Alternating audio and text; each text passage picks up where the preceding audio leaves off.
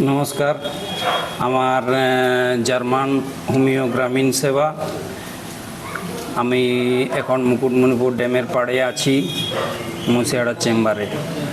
যাই হোক, আমি যে সংখ্যক মানুষকে দেখি কোনো প্রকার ফিজ না নিয়ে, তাদের মধ্যে দেখুন এই দিদির সম্পর্কে দু চারটা কথা বলার জন্য দিদিকে অনুরোধ করছি। দিদি বহুদিন যাবৎ আমার কাছে চর্মরোগের ওষুধ খাচ্ছিলেন, কিন্তু এক সময় হতাশ হয়ে গেছিলেন, ভালো কাজ হচ্ছে কি হয়নি। এখনও ওষুধ খাচ্ছেন এক অন্য সমস্যার জন্য। শুনুন দিদির মুখ থেকে আগে কি বলছেন।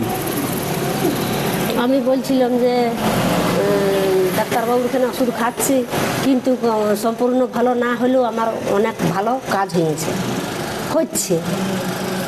তো আমি আপনারাকে অনুরোধ জানাচ্ছি যে আরও যদি অন্য লোক আসার না থাকে, আসতে পারেন, পুরো ওষুধ খান, খাইয়ে দেখুন। হোমিওপ্যাথি ওষুধ দেরিতে কাজ হবে। আমি অনেক দিন ওষুধ হাসপাতালে খাইছিলাম, সে ওষুধে কাজ হয় নাই, কিন্তু ওটা তো সরকারি হাসপাতাল, কীভাবে ওষুধ দিচ্ছিল বলতে পারছিলাম নাই।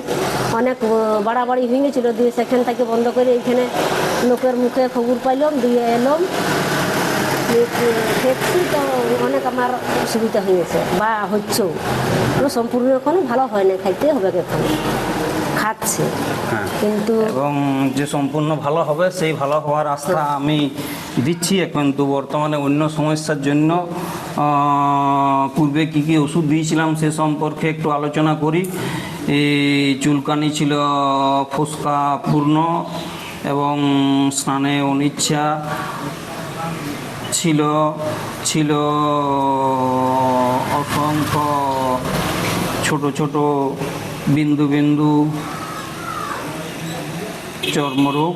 যাই হোক, এখন প্রায় সুস্থর মুখে এবং কিছুদিন আরও ওষুধ খেতে হবে।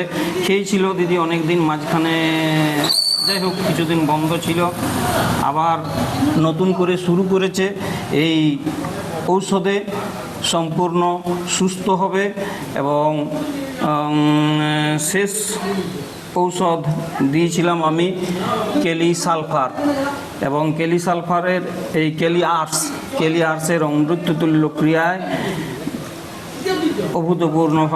অভূতপূর্বভাবে সুস্থ আছে।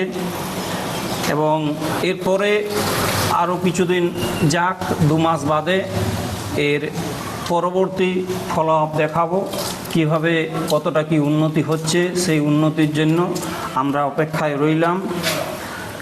যাই হোক, এখন যে সমস্যার জন্য এসেছেন দিদি, সেই সমস্যার ওষুধ দিলাম, ওষুধ দেব।